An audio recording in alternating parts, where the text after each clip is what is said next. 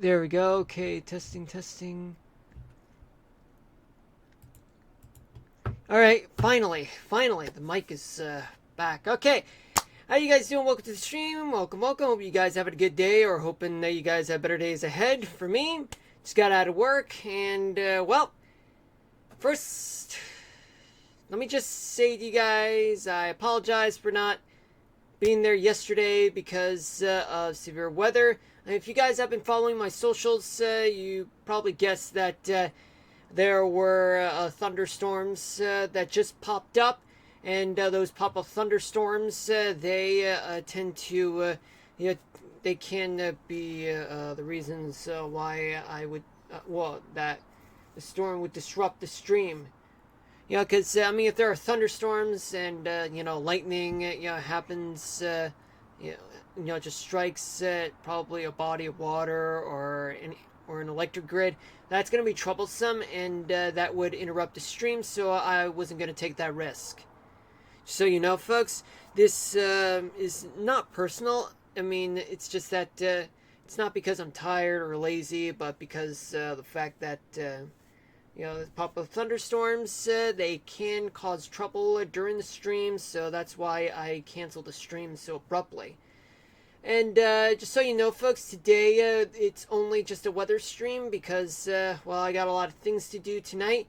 I did put out that it was going to be 6 to 8 p.m., but I realized that I was supposed to put 6 to 7, but I really, really need to pay attention to what I announce. I mean, the first thing in the morning, folks. It's not really fun for me to do, just to wake up in the morning and then not being able to read carefully what I just typed in.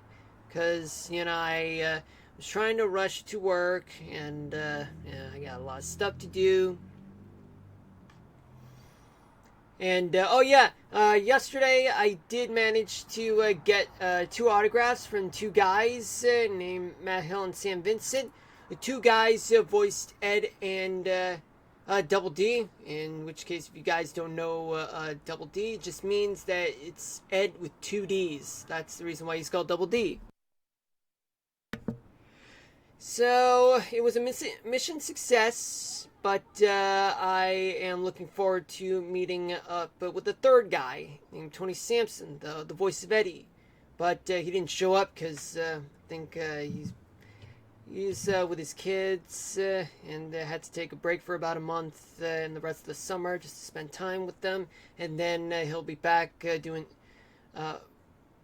touring with Matt Hill and Sam Vincent. But one of these days I will meet up with Tony Sampson, get his autograph, take a selfie with him too.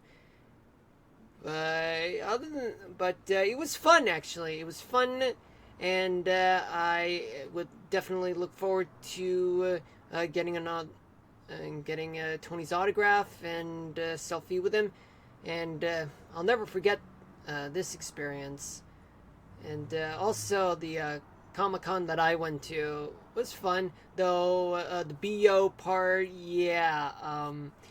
just a little advice to everyone out there. I mean, you can be wherever you want to be as long as it's legal. But just a reminder that there were some kids there, and the one thing kids definitely would not expect, or rather not look forward to, is the BO. Because I mean, what I would do is that I would just shower and pedio, but that's just me. All right, but it would be a lot helpful, just to do yourselves and others a favor. Not for my sake, but for your own sakes and everyone else's sake. Oh yeah, and also there was the voice of Futurama's Philippe J. Fry, and Farnsworth, Doug, and there was also the voice of Rocco, and the real life Peter Griffin was there. You know what really grinds my gears? People come to the convention with BO, but but please don't take it personally, and I'm not trying to take it personally. This is just an example, all right? And I think there was also the voice of guy named Mr. Weed from Family Guy. You know, the first boss of Family Guy, Peter Griffin's, and then he died of choking. And let's see. No, I think it was the same guy. There was also Rob Paulson. Yeah, many others actually. So I'm hoping that I would go to another convention or come back at the same convention next year, and hope that Tony shows up for an autograph and selfie with me. Anyway, I'm thrown off the rails, folks, so I deeply apologize for that. But I just had so much fun yesterday, and would definitely love to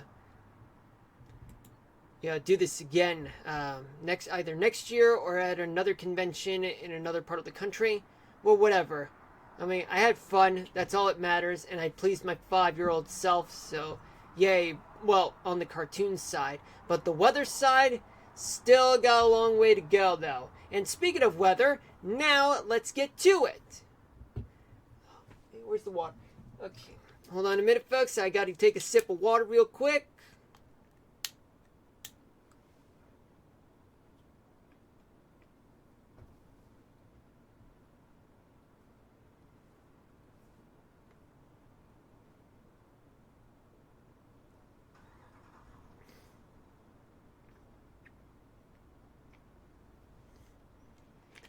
Alright, I'm back. Alright. Weather time. Okay. So what do we got right now? Let me play the radar for you guys right now. There's 128 active weather alerts, 15 severe thunderstorm warnings in Illinois, Texas, Florida, South Dakota, Missouri, Colorado, New Mexico, Kansas, and Canada. 4 flash flood warnings in Virginia, Texas, and Canada. 2 special marine warnings in Louisiana and Illinois. 35 special weather statements in Colorado, Texas, Iowa, Louisiana, Arkansas, South Carolina, North Carolina, Florida, Kansas, Missouri, Oklahoma. I think I already said North Dakota, Iowa, Illinois, Alabama. Missouri, I think I already said that. Mississippi, and Louisiana if I missed it. Oh yeah, and there are 8, there are 8 tropical alerts, 4 tropical storm watches, and 4 storm surge watches, 17 non-precipitation alerts, 16 extreme heat warnings, and 1 air quality alert, and that is located in northwestern, north central Wyoming. And why is that, of all places? It's actually wildfires coming from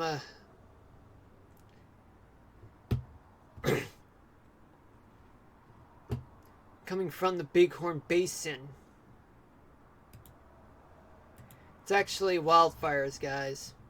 Back to the alerts. So we got 46 flood warnings and 1 red flag warning located in... Oh boy, it's located just north of LA. Just outside, just on the north side of the San Fernando Valley. Right through the I-5 corridor and right between Burbank and Lancaster, California. This is wildfire season, folks. It's not good for those who live in California, particularly in the Los Angeles area and the surrounding areas too. Let's start off in the Northeast. So what do we got? In the past 3 hours, it's been quite dry for the most part, especially in New England, the entirety of New England, upstate New York, and Pennsylvania too. but in southern New Jersey, there are a few spots of thunderstorms and showers, especially in the Delmarva Peninsula, the Baltimore, Washington area, and eastern Virginia too. And that's because we have had this stationary front that's sitting there. Just hold on a minute, folks.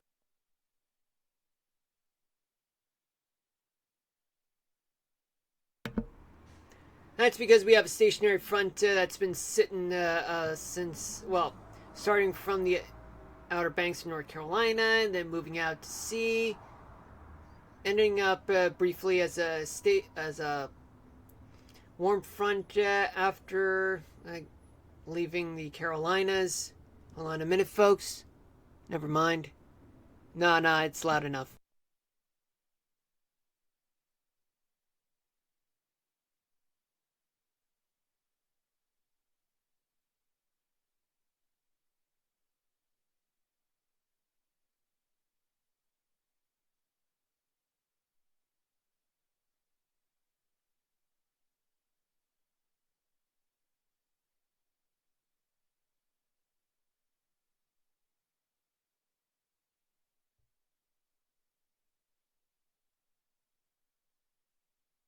Alright, I'm back. So, like I said, stationary front starts from the Outer Banks and then briefly transitions into a warm front and then becomes a cold front, paralleling the East Coast and into the Canadian Maritimes. West Virginia, it's been clear. Going down to the southeast, where you have flood warnings throughout the Carolinas, Georgia.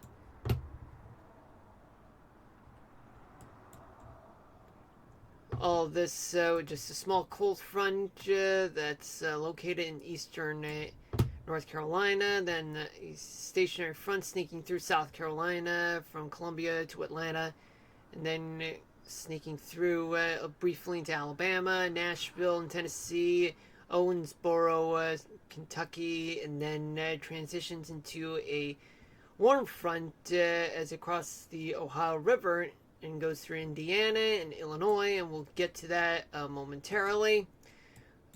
Just brief pop-up showers and storms in the past 3 hours, and well, in the past hour, in places like southeastern West Virginia, all the way down to the Carolinas, in the Appalachians part of the Smoky Mountains, and into the outskirts of Atlanta, and into Montgomery, Alabama, and into Mobile. It's kind of like following through I-85 in a way, if you guys haven't even understand interstates. For those of you who are outside of the United States, who reside outside the U.S., there's a special weather statement located between Loris and Dillon, South Carolina, because of this cold front slash stationary front that's located in the Carolinas. In Tennessee, you're only seeing some pop-up showers and thunderstorms passing through the eastern side of the state. Not much is going on the central and western sides, but there are extreme heat warnings on the western parts of Tennessee, including Memphis, Tennessee. Temperatures have been soaring for quite some time. Then we go to Mississippi and Alabama. Like I said, storms rolling through to the southwest throughout much of Alabama and the southern two-thirds of Mississippi as well, marching into Louisiana, where they're getting a lot of thunderstorms all across the Pelican State, and some pop-up thunderstorms in much of Arkansas, with extreme heat warnings throughout the western central parts of the state, and especially northeastern Louisiana and western Mississippi as well. We go to Florida, where there's a special weather statement near Ocala to the northwest. That's because we have strong thunderstorms there, but not enough to issue severe thunderstorm warnings. All of this because you have some daytime heating coming from the Gulf and the Atlantic, and it usually happens during the daytime when you have a sea breeze on either side of Florida converging onto the central part of the peninsula of Florida, and thus you would end up with a strong updraft, and that updraft turns into clouds and even thunderstorms later in the day, and then all that leads to some trouble. And folks, for those folks along the Sunshine State, change the Sunshine State to the not so Sunshine State in the summer months. But in addition to a special weather statement in Ocala, there's also another one located in Miccosukee in the Everglades in Florida. And there's also a special marine warning in Lake Okeechobee, rough waters as a result of those thunderstorms. There are some more storms near Apalachicola and south of Panama City, surrounding Tallahassee, and a few thunderstorms just to the east of Pensacola. I see special weather statements have been issued in eastern Louisiana and Natchez, Mississippi, and Natchitoches, Louisiana. Thunderstorms are making their way, pop-up thunderstorms are making their way towards Texas, and they've been spawning throughout much of the Lone Star State. On the east side, the north side, the Panhandle, and the west side. The south side has been dry so far, and that includes the San Antonio area. A special weather statement has been issued just southwest of Abilene, Texas. And another one just located east of Amarillo, in addition to which there is a flash flood warning there right along I-40. Hold on a minute, folks. Never mind, it passed. Another flash flood warning located just east of El Paso. In Oklahoma, there is a severe thunderstorm warning with just about almost an inch of hailstones as an estimate, with 60 miles per hour of damaging winds there, just located northeast of Enid, Oklahoma. And there are two special weather statements to the west of Woodward. Thunderstorms are there. Two special weather statements just located south of Fort Smith on both Oklahoma and Arkansas. Pop-up showers and storms all across places like Oklahoma, on the central and eastern sides of the state. Along the Ohio Valley, there are clear conditions for the most part in Kentucky and Ohio for now, but there have been some thunderstorms around the Indianapolis area, but now they've moved to the south and started to dissipate. Some showers and storms have also dissipated as it moved eastward. That's because, well, you do have this warm front which extends from Indiana and Kentucky all the way through Illinois, through Wisconsin, and ends at Minneapolis, only to transition into a stationary front as it makes its way through the 10,000 Lake State and into the Canadian border to the northwest.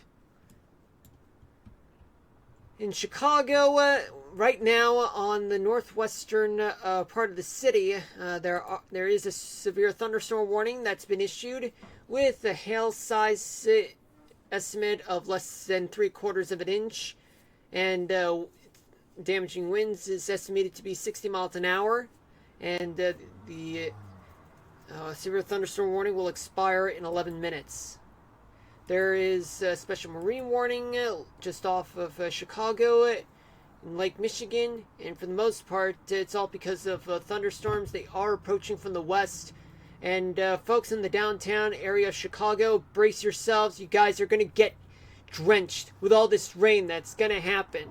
Let me just turn on the single side radar and see what we got, folks, in the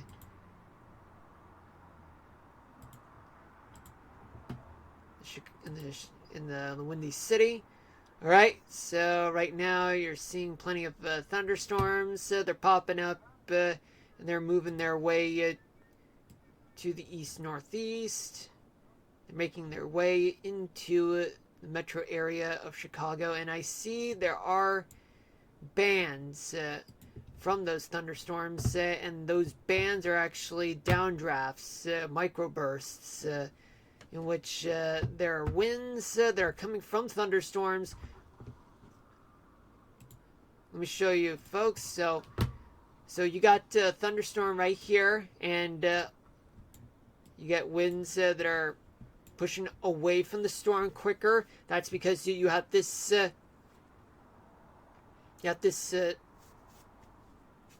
this downdraft, this microburst that pushes its winds down to the ground and then spread out. And there's evidence of which you guys are seeing right here, right now. And it's moving towards the southeast, affecting places. It's about to affect places like Plainfield and Serena, Illinois. And it's going to make its way towards Chicago. So that means, folks, better brace yourselves right now as the storm approaches the city.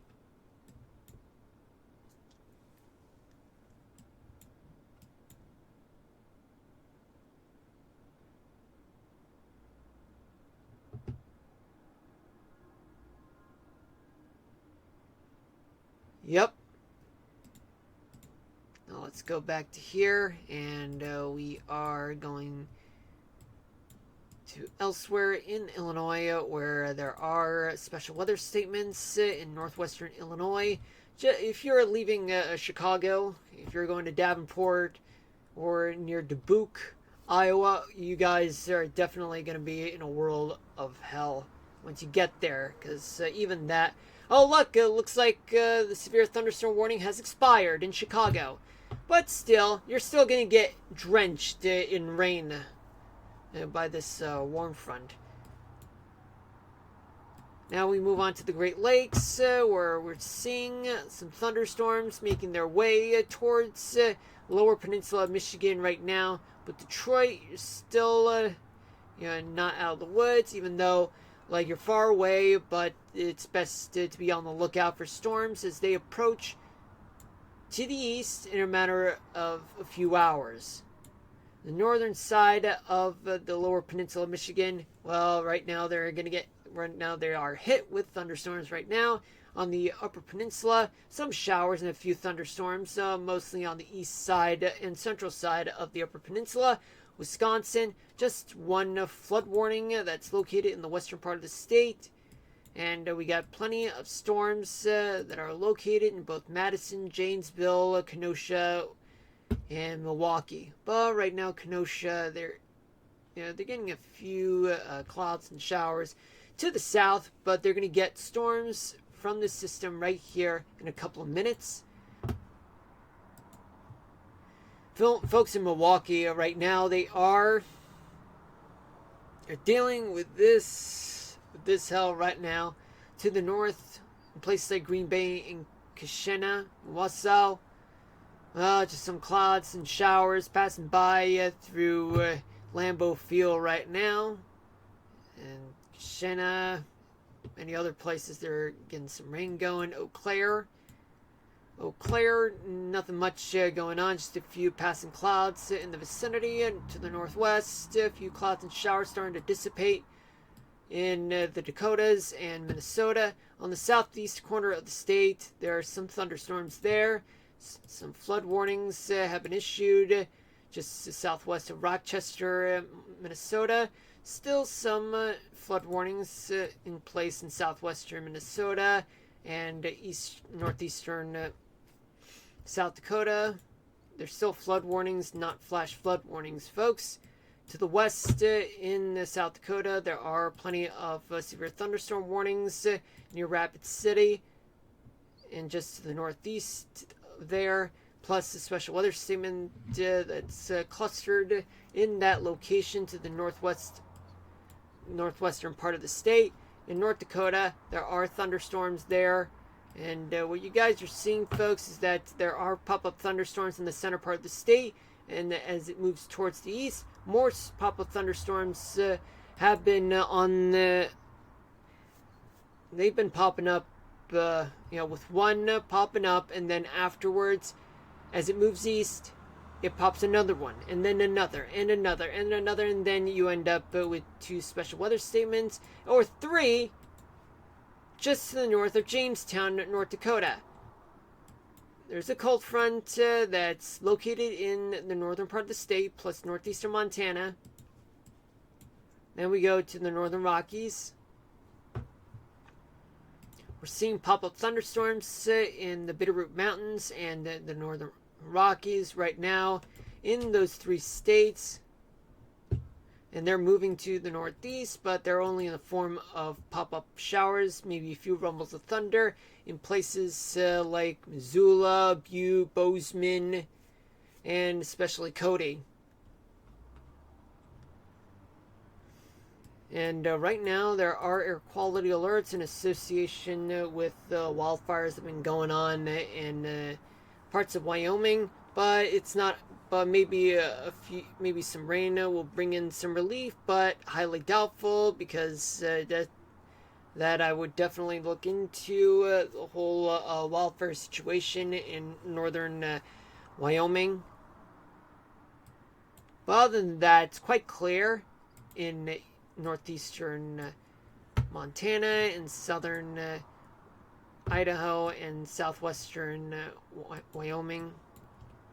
In Colorado, you have 2 severe thunderstorm warnings to the southeast of Denver in the plains part of the state, with some special weather statements surrounding them.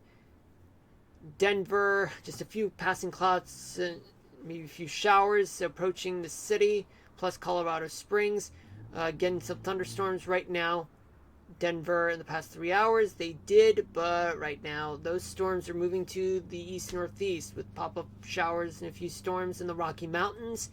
Utah and Nevada, they're quite clear in the past 3 hours, though Nevada, in the southern part of Nevada, there are extreme heat warnings there.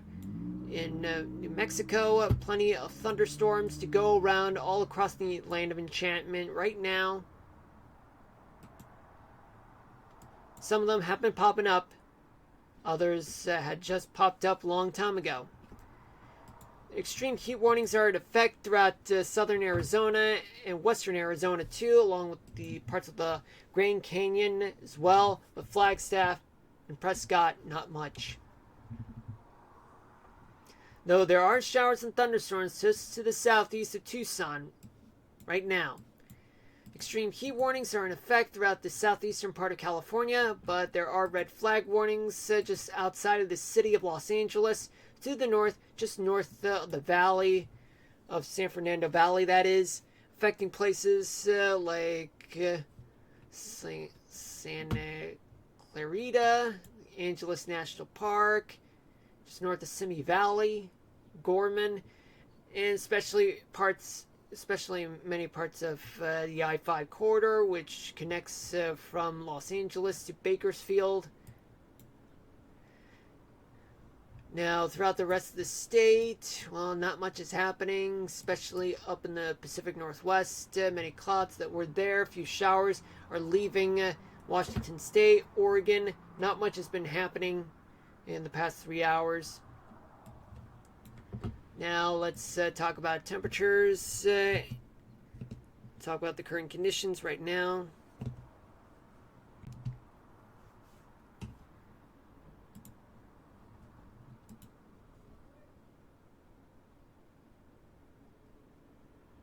Okay, you guys are seeing it, right? Okay, let me take a sip of water real quick.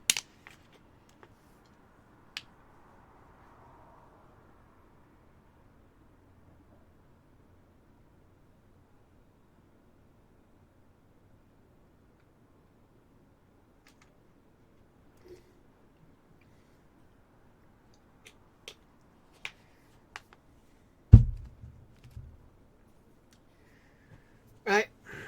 Now let's talk about current conditions. So let's just zoom out right now. What you guys are seeing right now is that you do have clockwise flow of winds in the northeast. mostly on the coastal side coming from Maine. Then as winds come from the north, shift towards the mid-Atlantic with onshore flow, with onshore winds that are blowing up to 30 miles an hour along places like the Jersey Shore, all the way down into Delaware and parts of Maryland.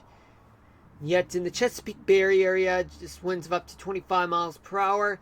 But in the inland areas, you're seeing winds that are coming generally from the north, blowing up to 20 miles an hour, maybe a little higher in some places like Champlain and Vermont, even eastern Virginia, and the rest of Maryland as well. Let's see. Let's take a look at the temperatures. What do we have temperature-wise? New England, they are in the 60s to mid-70s. Upstate New York and Pennsylvania, temperatures are in the upper 60s to low 80s. Greater New York City area, temperatures are in the 70s. In Maryland, Delaware, Virginia, Washington, D.C., temperatures are in the mid-70s to mid-80s. West Virginia, temperatures are in the 80s. Then we go down south. Hold on a minute.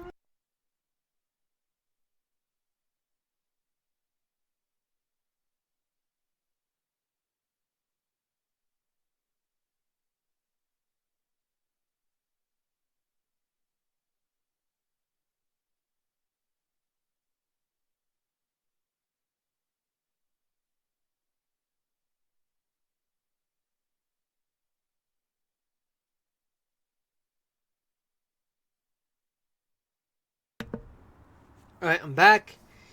So, what do we got in terms of winds? Well, we do have winds that are coming from the northeast throughout the southeastern part of the United States. Yet, winds in Georgia on the coastal side, they're shifting to the west, just briefly though. The winds are becoming light and variable throughout places like western Arkansas, eastern Texas, and southeastern Oklahoma and much of Louisiana.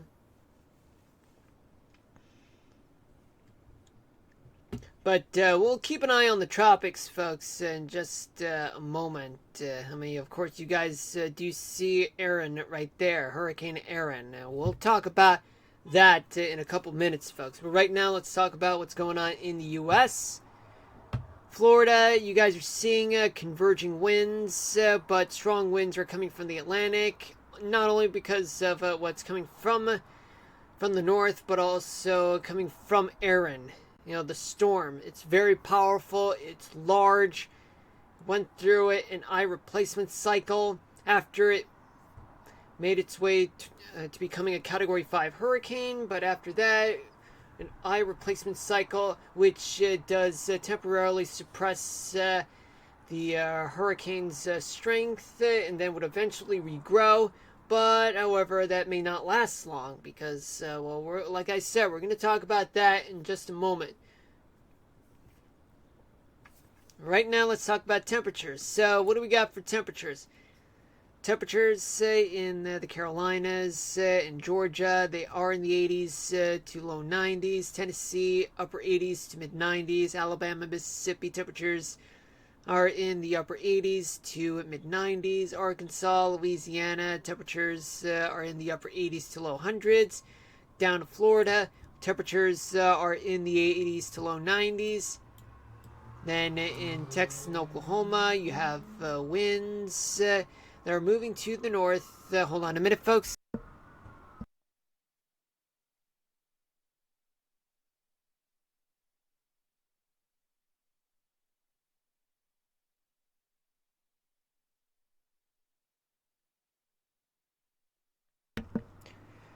All right.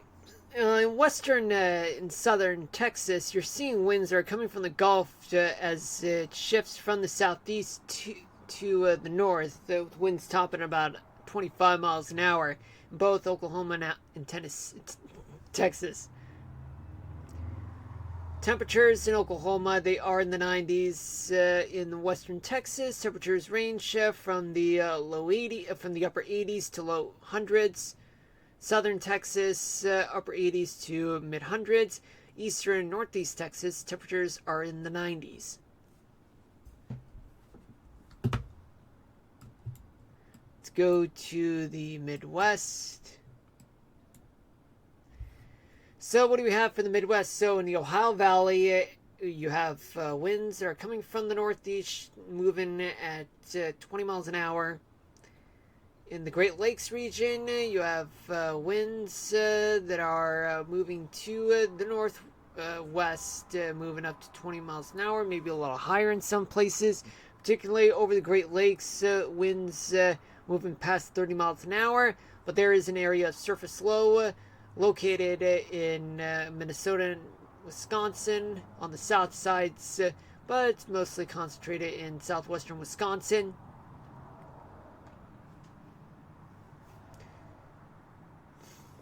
But in the Dakotas, you have clockwise flow of winds. Yet winds are moving at no more than 20 miles an hour for the most part.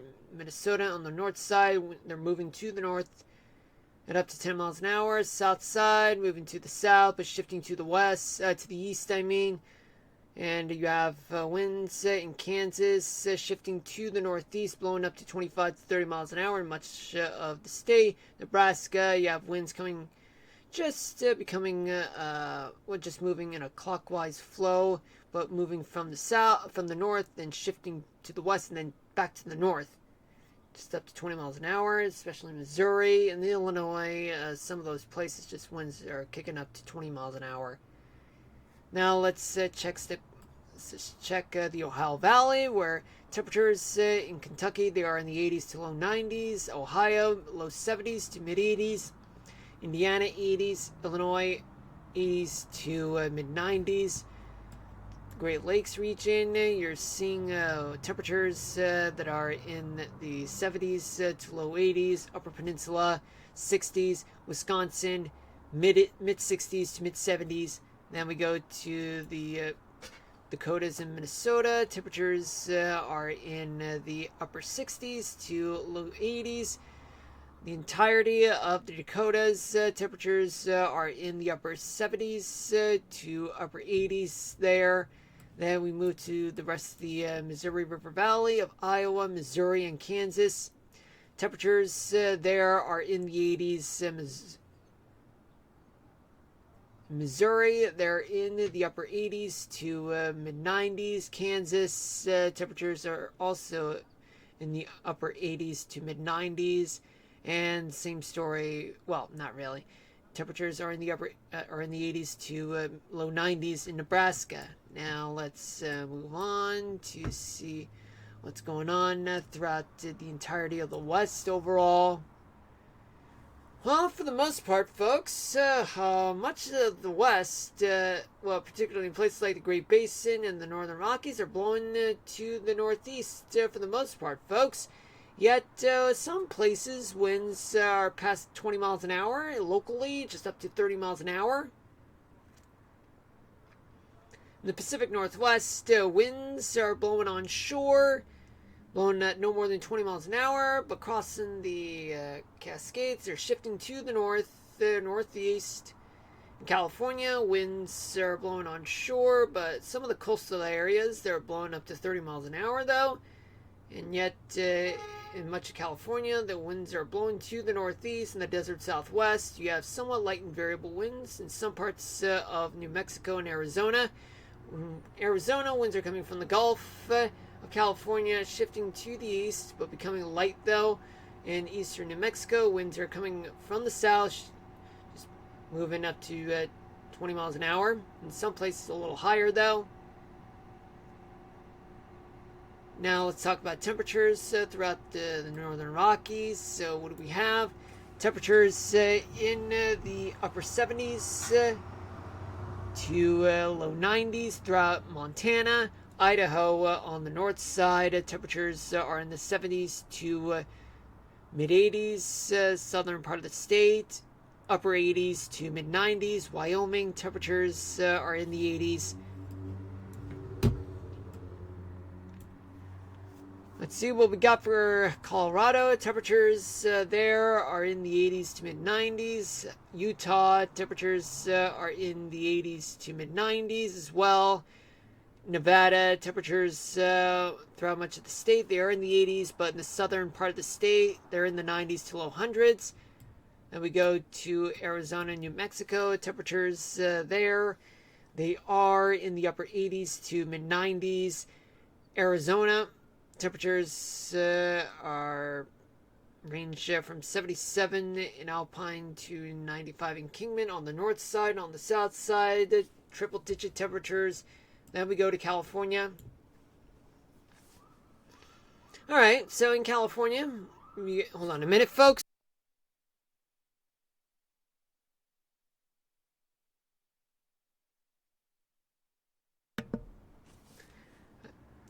You got Eureka at 62, the Bay Area of San Francisco, they are in the 70s to low 80s.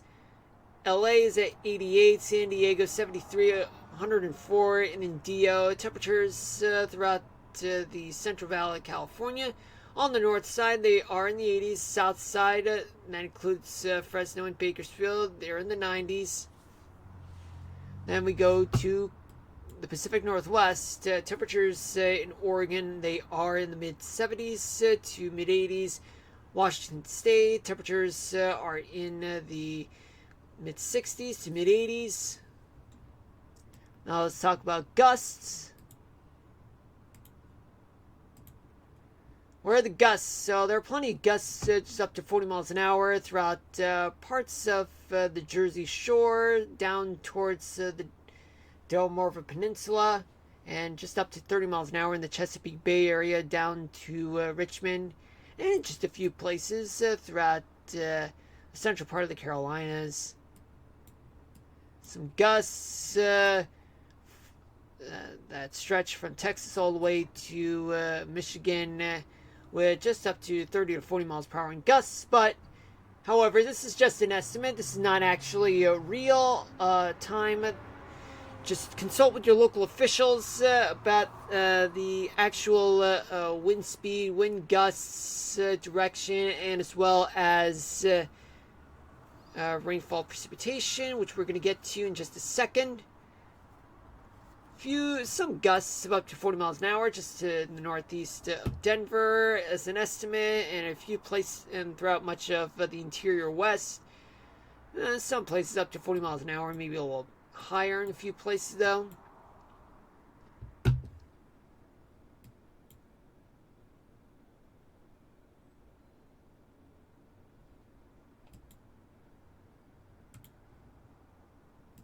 Where's the humidity? Well, it's quite humid throughout much of Florida, the lower Mississippi Valley, the Carolinas, the Mid-Atlantic, and a lot of humidity that's going on in Wisconsin. And you do realize that there's an area of surface low pressure center located in Wisconsin, which does indicate foul weather. I mean, if you guys have been studying meteorology and just understood that, bravo, you guys are learning. Seriously, like, you guys are learning. Now let's talk about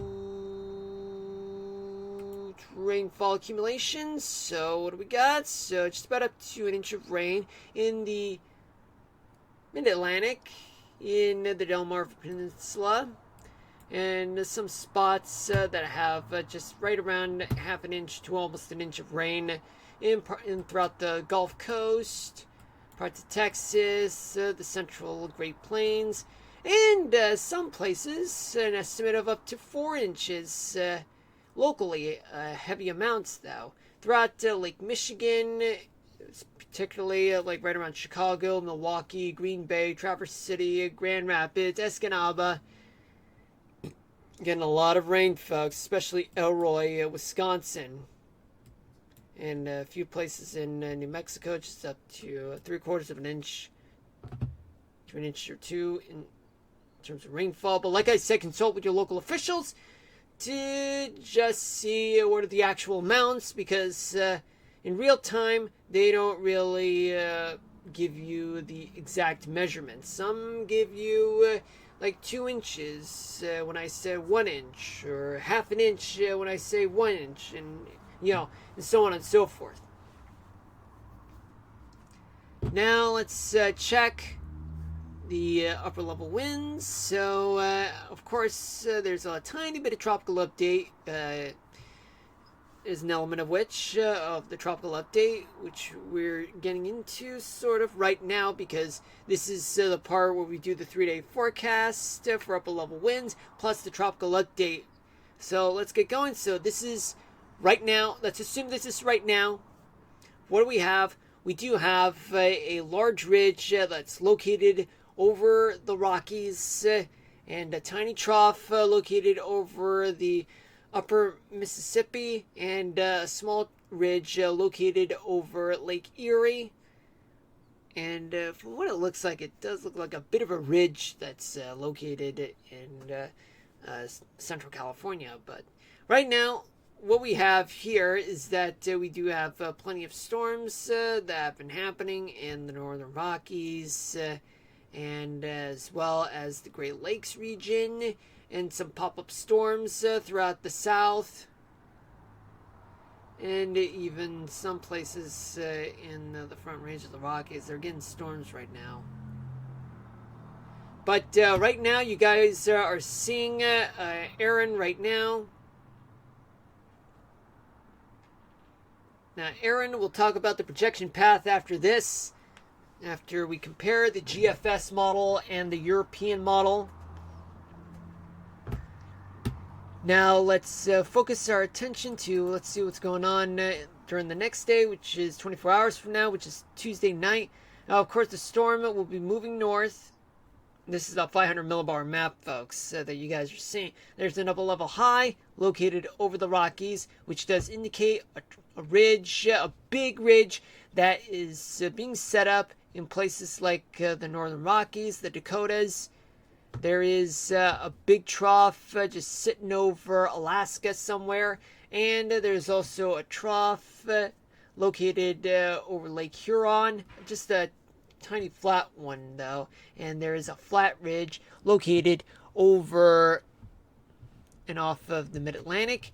Now you guys, what you guys are seeing is that there is Aaron right here, and there is a trough. So in translation, Aaron's going to get eaten up by this trough right here. It is positive tilt, so it has plenty of opportunities to eat Aaron up. It'll eat the hurricane up, and then it'll move out to sea. So now, what about the rest of the country? So there is going to be somewhat weather that's going to occur throughout much of the west. The Great Basin, the Rockies, on the northern part of the Rockies, I mean, and even some storms in the parts of New England. Hold on a minute, folks. Never mind. Alright, and what about the hurricane? Well, folks, I can tell you this, is that there are going to be rough waters along the East Coast. In Florida, they're going to get it. They're going to get a lot of rough water tomorrow.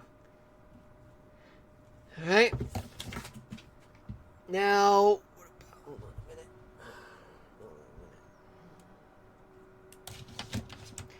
Now, going into the next day, which would be Wednesday night, Aaron moves closer to the Carolinas, causing a lot of rough waters all along the East Coast, folks. And an upper level high still over the Great Basin or the Colorado Rockies.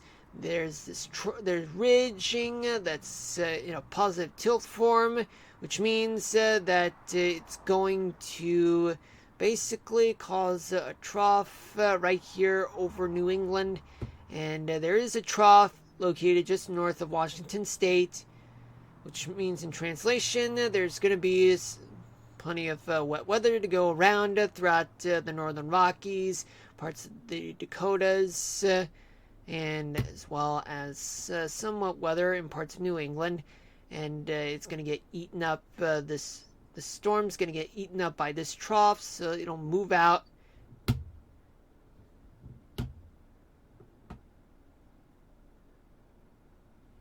Now going into Thursday night. My Thursday night's going to move away. Yeah, there's going to be a lot of rough waters along the Outer Banks in the Mid-Atlantic, the Carolinas too. Now the upper level high, it's still there.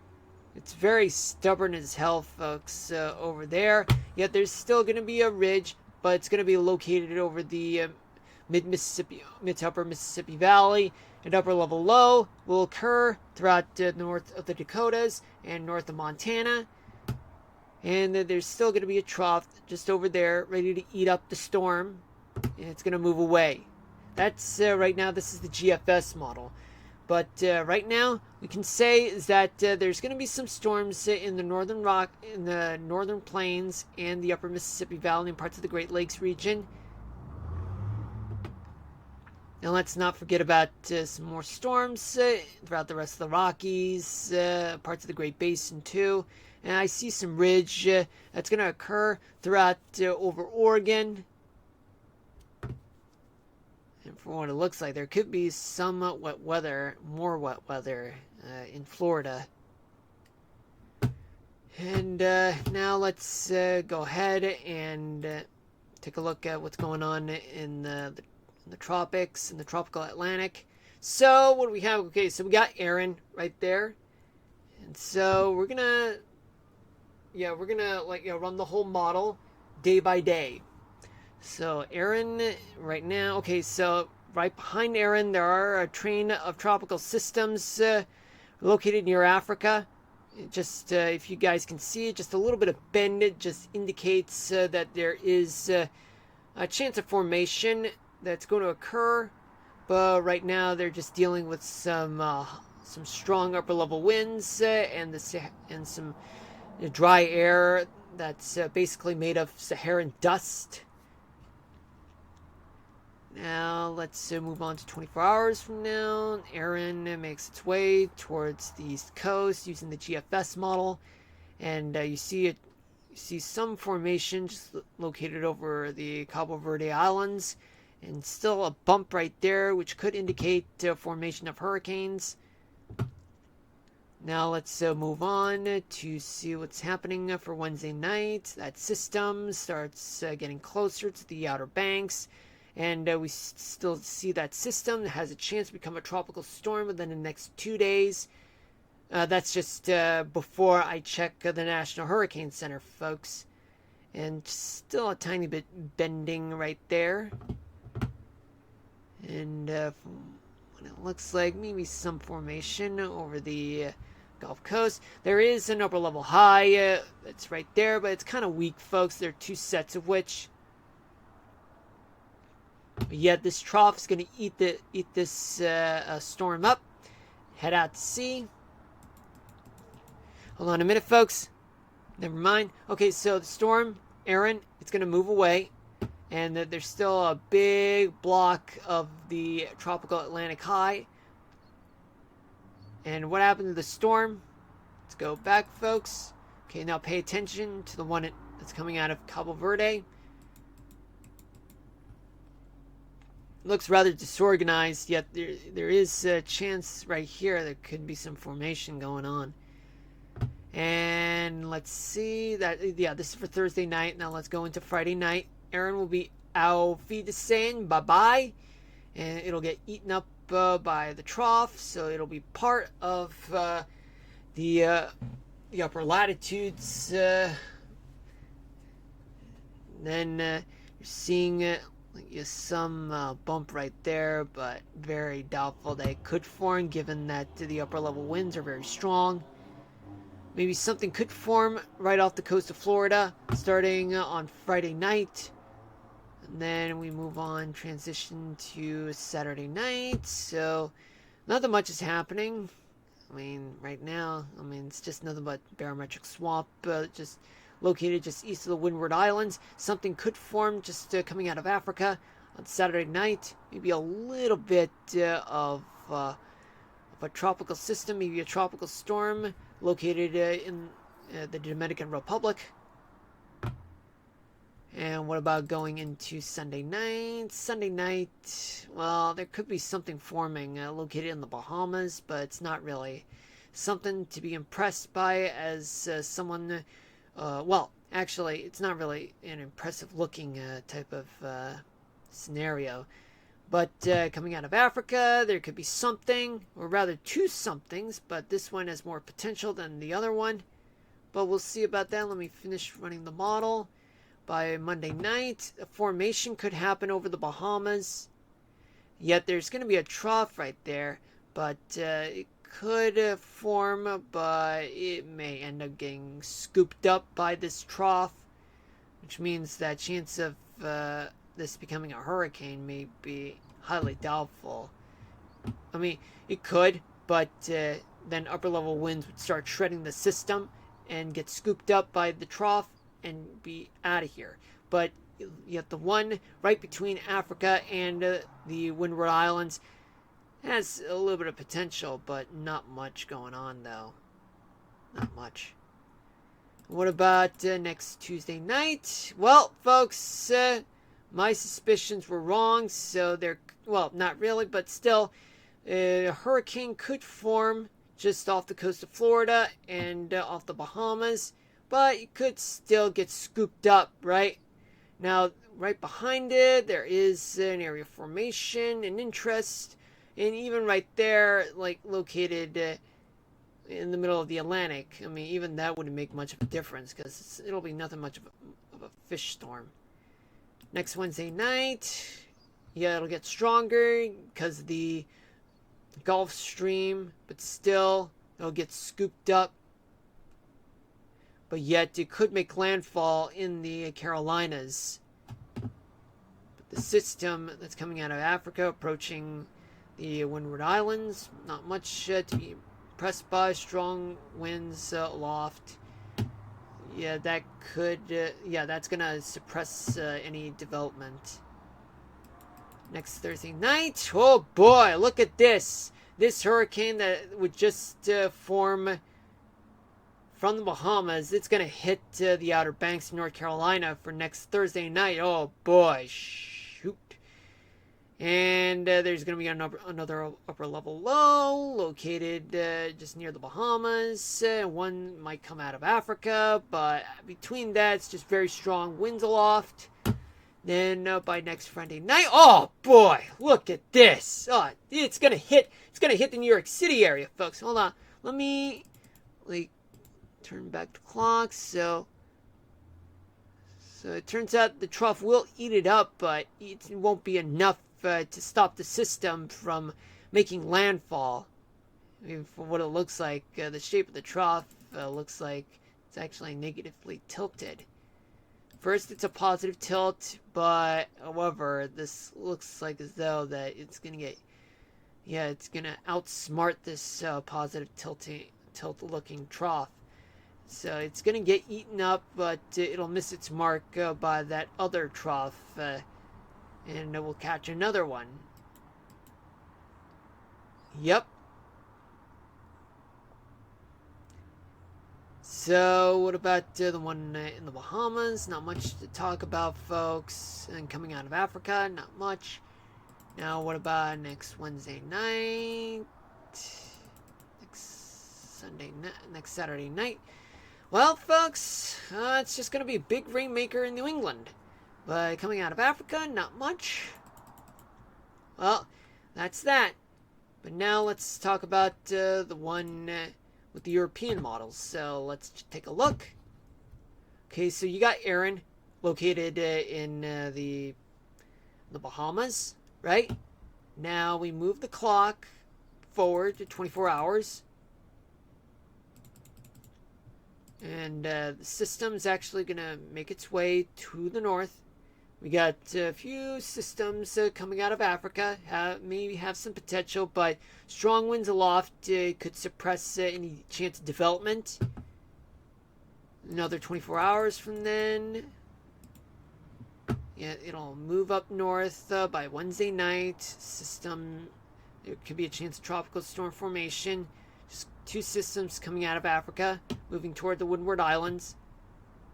Then we have here for Wednesday night. No. Thursday night right here. It's a slow mover, but it'll still get eaten up by a trough. Then we get a tropical storm or a hurricane that can make its way towards the Windward Islands.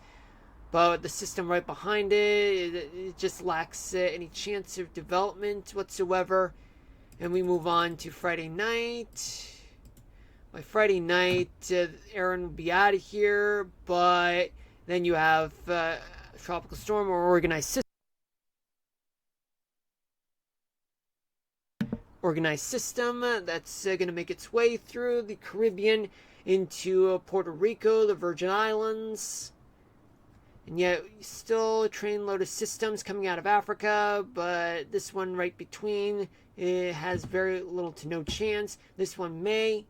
Now moving on to Sunday night. This one weakens just a bit. And two systems right behind it. Well, just lost its potential.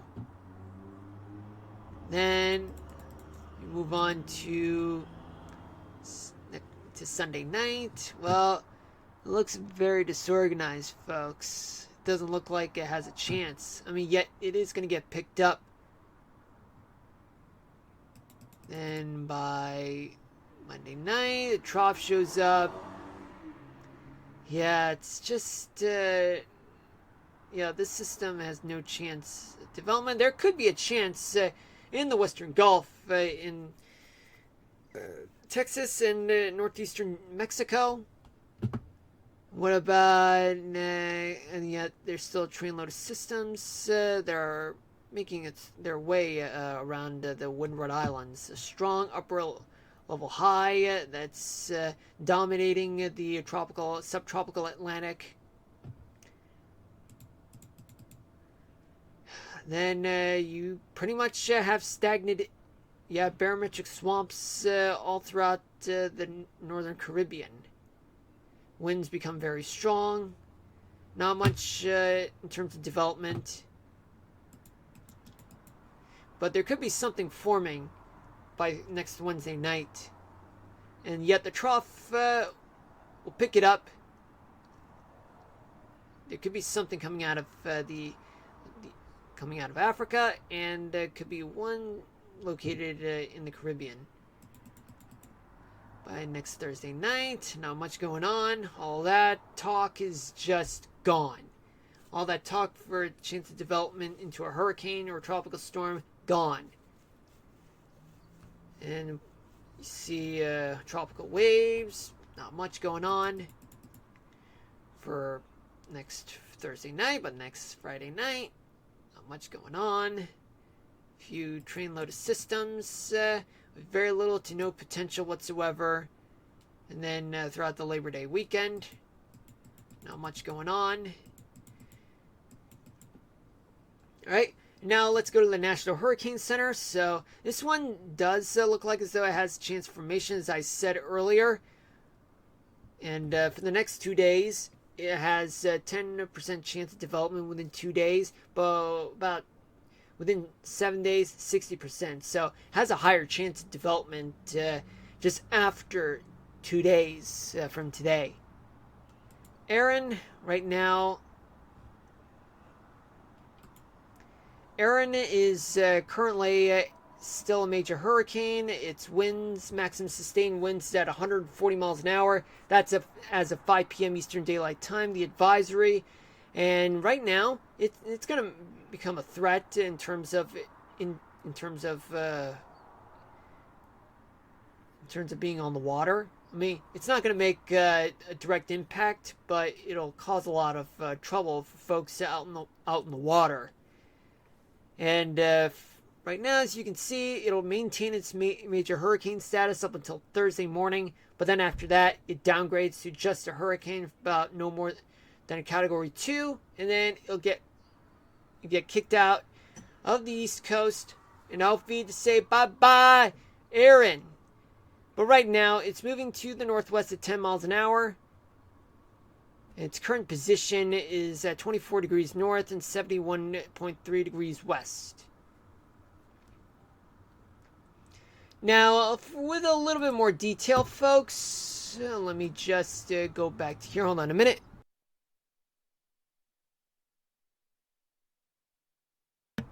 Okay, we're back. Okay, so let's find that hurricane tracker, Aaron. Okay, so right now, right now we got, okay, guys, so since this is still, oh man, why do I keep doing this?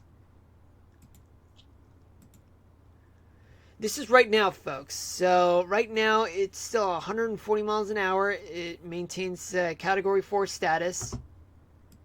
Tomorrow it'll still be a Category 4. Wednesday downgrades to a Category 3. Then 2 on Thursday, Friday 2, and then 1 on Saturday.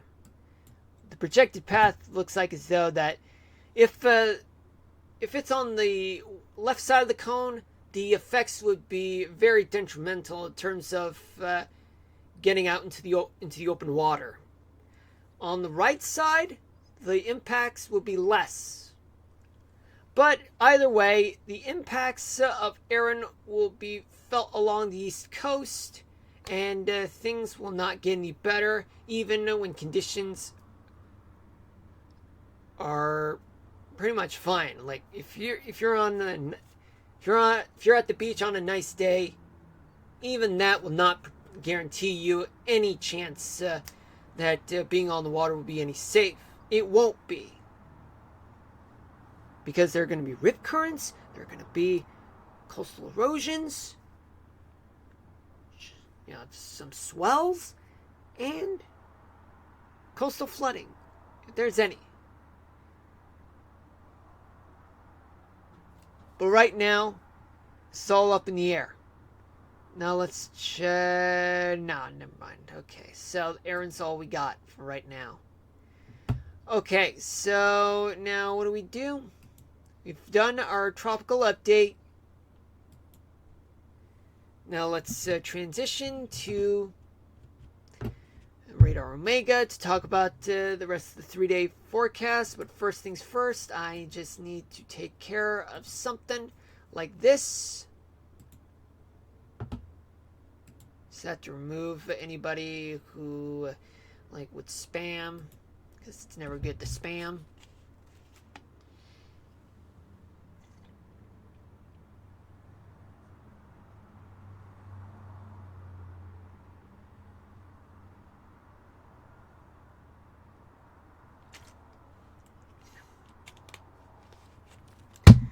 Alright, let me just turn off the AC on my end. It's getting chilly. I have cold water already.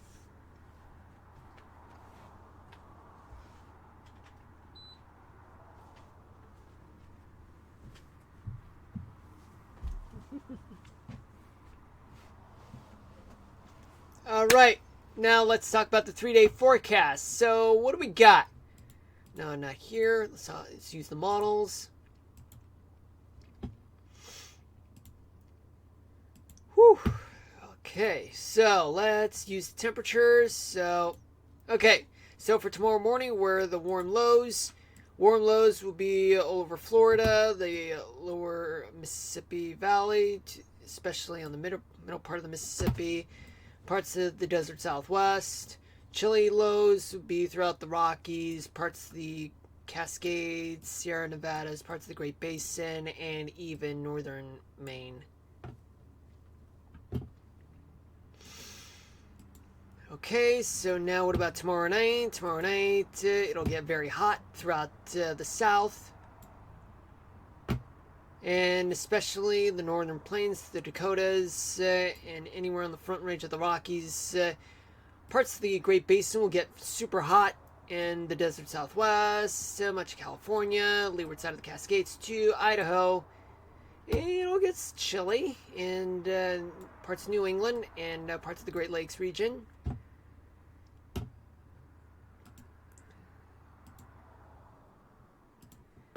For Wednesday morning, where the warm lows in South Florida, eastern Texas, Louisiana, southern Arizona, chilly lows in the Colorado Rockies, Cascades, Sierra Nevadas, and even parts of the interior northern New England and northern Minnesota.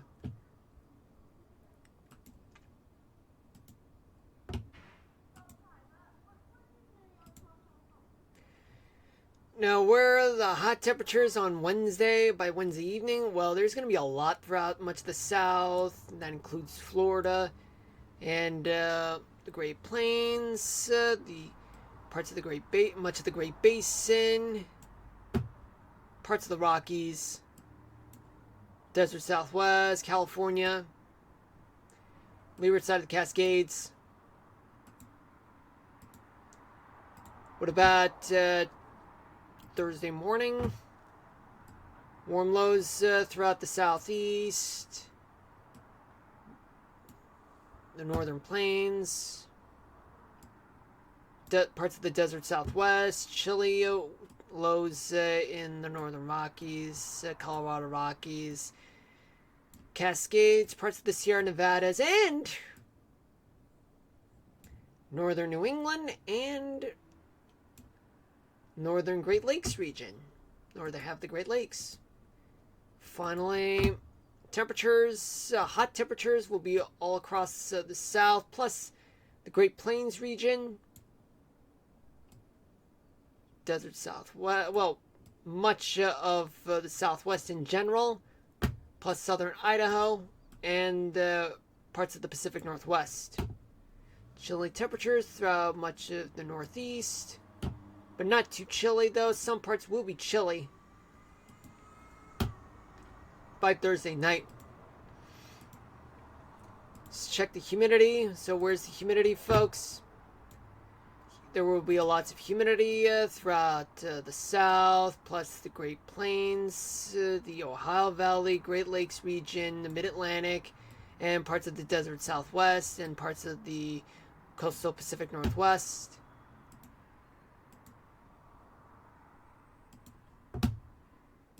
Where's the humidity? There's a lot of humidity throughout the South, Great Plains, Ohio Valley, and the Mid-Atlantic.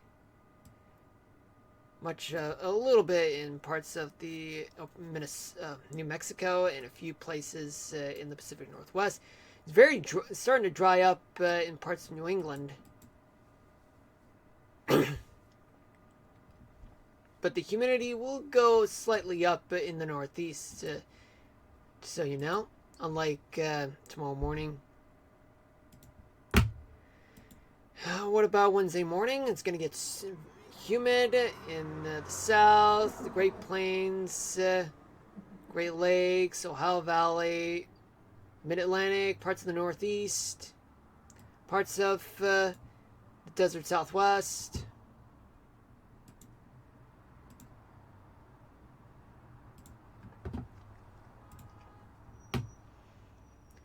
Where's the humidity? Much of the Great Plains, the South,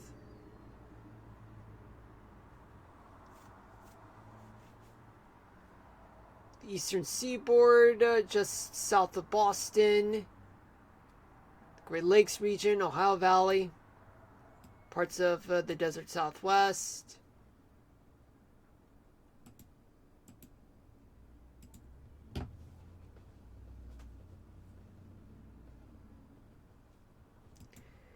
Thursday morning, there's going to be plenty of humidity to go around all across the South, much of the Great Plains, and the Great Lakes region, Ohio Valley, and especially much of the East Coast,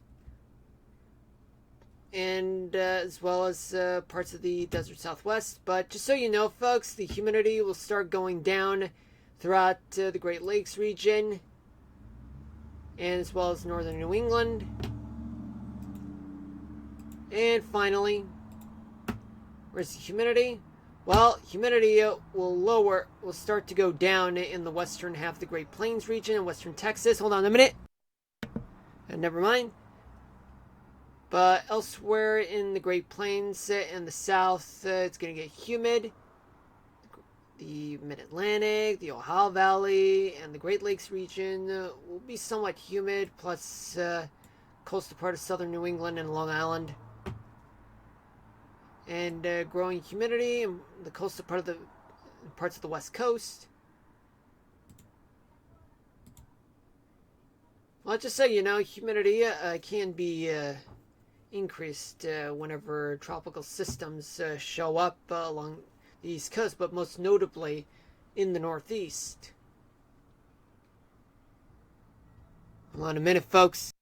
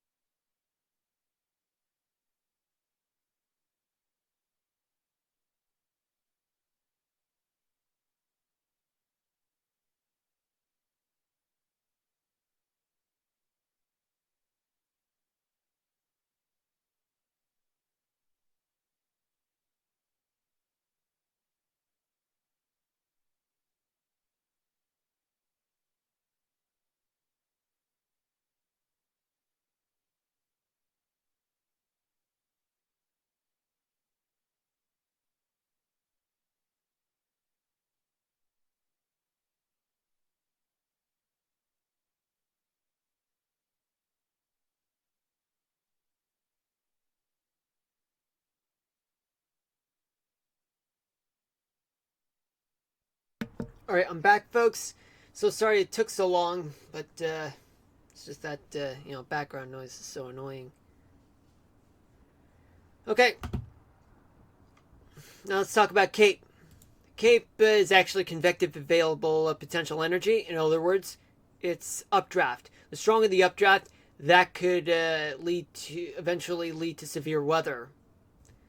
So what do we have for tomorrow morning? Where's the CAPE?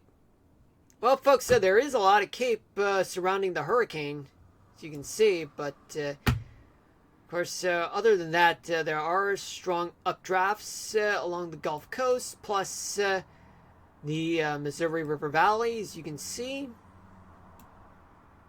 Yeah, but we're going to neglect the whole Cape part in, with Aaron.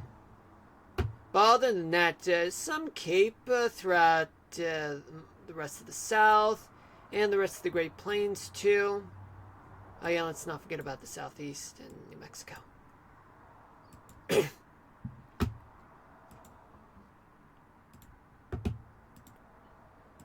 now by tomorrow night, where's the Cape? There's going to be a lot of Cape throughout parts of the Great Plains, the Mississippi Valley, parts of the Ohio Valley, and as well as the lower Mississippi Valley. Some Cape will occur throughout the Great Plains, Ohio Valley, Southeast Florida, and New Mexico. And let's not forget about Montana, all the way to parts of Oregon and parts of Idaho. Well, of course, the Cape is still present. It's quite large, you can see. Aaron. Now we transition to Wednesday morning. So where's the Cape? Cape's going to be throughout the Gulf Coast, and even some Cape coming from Erin. Stretches from Miami all the way to the Outer Banks.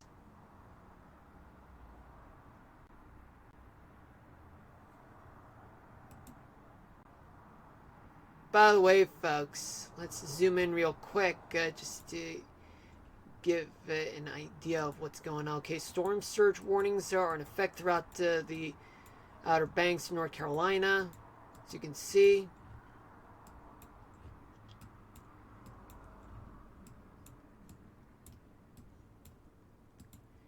But there's no chance of like direct impacts whatsoever throughout the Carolinas.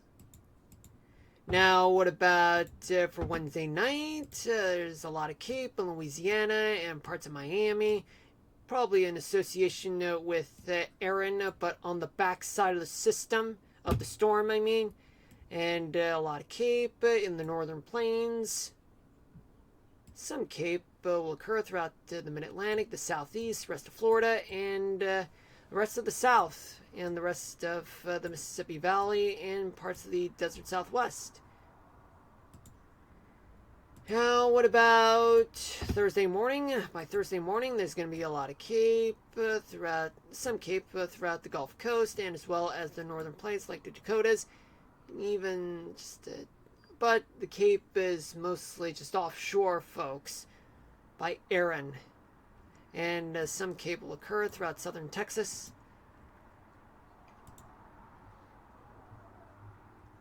Finally, there's a lot of Cape in the Dakotas, Minnesota, and some Cape throughout the Gulf Coast, the southeast. But some of it's coming from Erin as Erin starts to weaken, and some of Cape from Erin is mostly on the backside of the system of the storm. Why do I keep saying the system? Alright, folks, so now let's transition to radar right about now. So let's do this. Okay, so for tomorrow morning, there's going to be storms that are going to occur throughout the Great Lakes region, like Michigan. Some clouds and showers throughout parts of the Northeast, going down towards Florida and affecting the rest of the South. So you can see maybe a few storms there, and more storms in the Great Plains. And now let's focus on tomorrow night. Tomorrow night, you're seeing Erin, you guys. Kind of looks well defined for the most part, but there's going to be a lot of storms throughout the interior parts of the Northeast, eastern part of the Great Lakes region. And we have showers and storms throughout much of the East Coast, and that's before Erin. That's without Erin. And we got more storms throughout the South, the Great Plains, and especially parts of the desert Southwest and Colorado Rockies. A few clouds and showers, maybe a few storms in parts of the Great Basin, and even parts of the Pacific Northwest. Now let's go to Wednesday morning. Oh, look at this. Look at this. Well defined. Well defined. Somewhat of a symmetrical storm. But there's going to be a lot of storms throughout the Northeast, and that's without Erin. And clouds and showers. Some of it may be coming from Erin.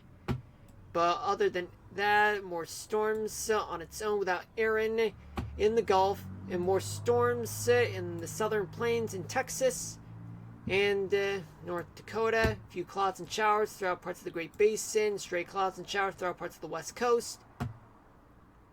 And let's not forget about some showers and storms throughout parts of the Ohio Valley and the Great Lakes region, though. Not in severity, though. Not much in severity. Wednesday night, the system gets large. There's still more storms throughout much of the East Coast, but just ahead of Erin. But the Outer Banks, they're more tuned in to Erin. More storms throughout the Gulf Coast and parts of the South. And few showers and clouds throughout parts of the Great Plains region, and more storms and showers throughout the desert Southwest, the Great Basin, the Rocky Mountains, And then we move on to Thursday morning. So by Thursday morning, the hurricane avoids, Aaron avoids the Carolinas, but its system, some clouds would still be there, but some clouds and showers will remain throughout parts of the Northeast, but it's not going to come from Aaron though. And even more storms and showers and clouds throughout the Gulf Coast. That's without Aaron involved. And more storms in the northern plains like the Dakotas. A few clouds and showers throughout parts of the Ohio Valley, parts of the Great Lakes region too. And now, finally, Aaron moves away, yet its impacts would still be felt. Some clouds and showers in association with Aaron, and more clouds and showers throughout parts of the Mid-Atlantic, but without Aaron though. And also there's going to be more storms in the south, parts of the south like the Gulf Coast and the southeast, but not coming from Aaron though. And there's going to be more showers and storms throughout the northern plains and upper Mississippi Valley, and especially the Rocky Mountains, parts of the desert Southwest, parts of the Great Basin too. Alright, folks.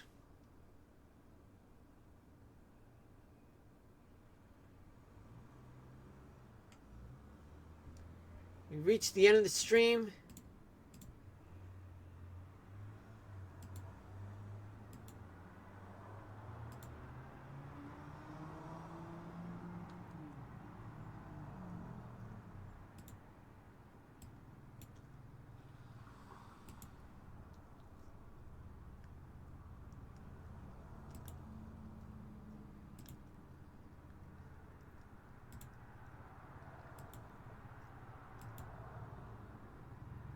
Yeah, just let me figure things out, folks.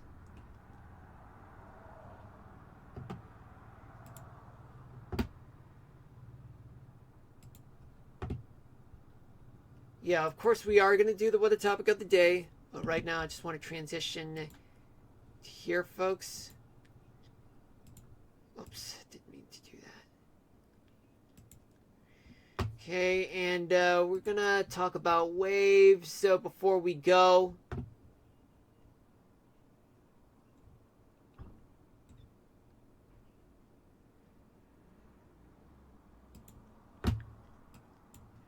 we're going to advance just a little forward. I mean, this is just a little bit of the tropical updates. So these are the waves. And you're seeing waves that are about to impact parts of Florida. Let's start off with the current time right now. So this is what we got, folks. Yeah, it looks like rough waters of at least 6 feet will affect places like northern Florida and throughout parts of New England.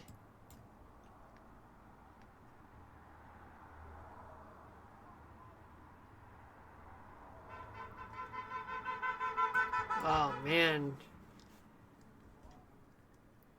Yep. So this is what's going to happen, folks, for the next few days. And yet, in the southeast, waves will subside, but in the northeast, it'll be far from over. And the system will make its way out of the east coast in due time by the weekend.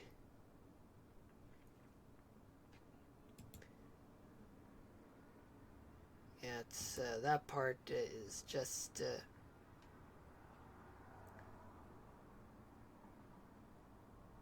we'll just leave it at that, folks, in the meantime.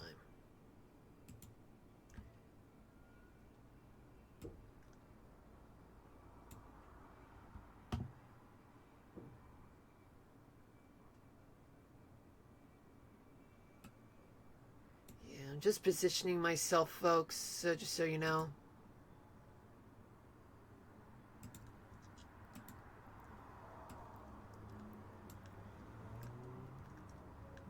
Oh, hold on a minute, folks.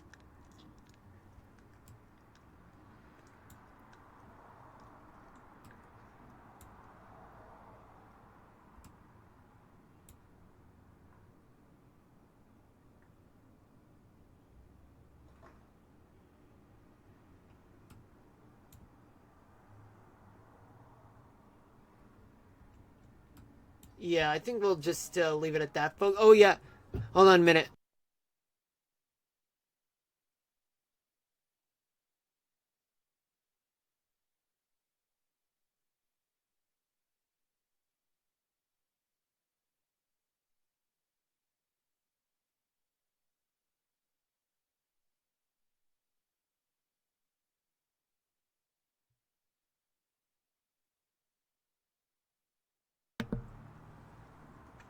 All right, folks. Now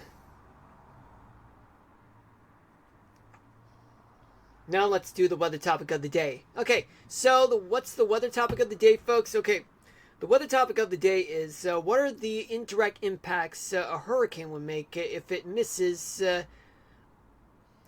any if it misses land. So here it is. Hold on a minute. Never mind.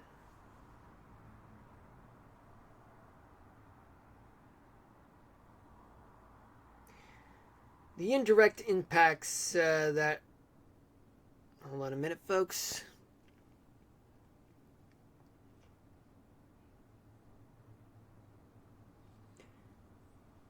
The indirect impacts from a hurricane include dangerous rip currents, high surf, coastal flooding.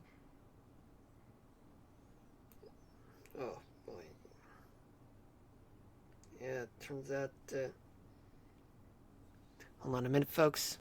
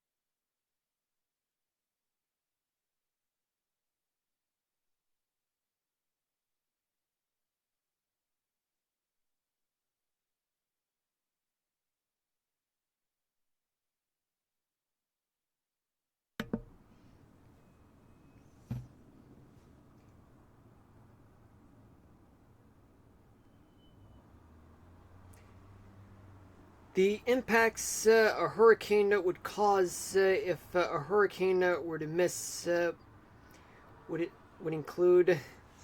Sorry about that, folks.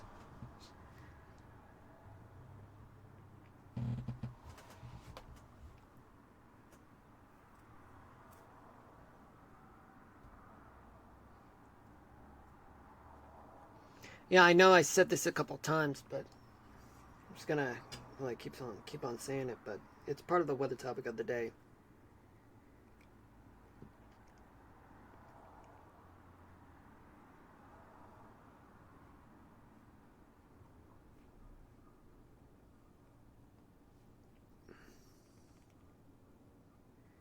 The indirect impacts a hurricane can cause if it were to miss land include dangerous rip currents, high surf, and coastal flooding.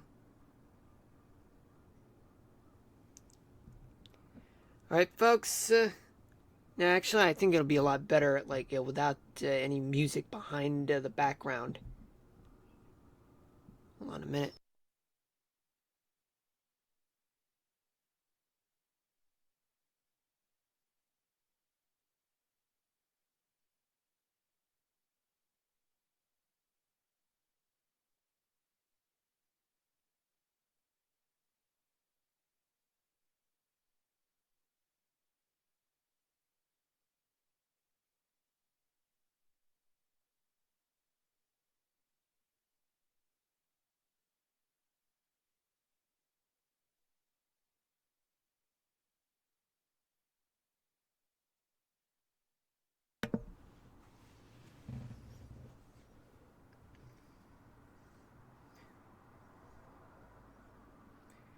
the impacts a hurricane would make if it misses by a couple hundred miles include dangerous rip currents, high surf, and coastal flooding. Well, folks, that is the shortest weather topic of the day that I've ever done. But I'm just going to leave it at that, folks. I mean, I've already tortured you guys enough. But I will be back streaming tomorrow, but for Minecraft, and we'll keep the tropical update and national weather discussion short, just so that I can play Minecraft for you guys. But in the meantime, just do hit me with a follow and turn on their notifications so that you guys will know when I'll be streaming the next time. But until then, love y'all. Peace out, everybody. See you tomorrow. And it'll start from 6 o'clock, of course, but it'll end at 8 p.m. as usual. Alright, thank you guys for watching, and I'll see you guys then. Enjoy yourselves. Take care of yourselves and others as well. And also, stay safe out there. Love y'all. Peace out, everybody. Signing out.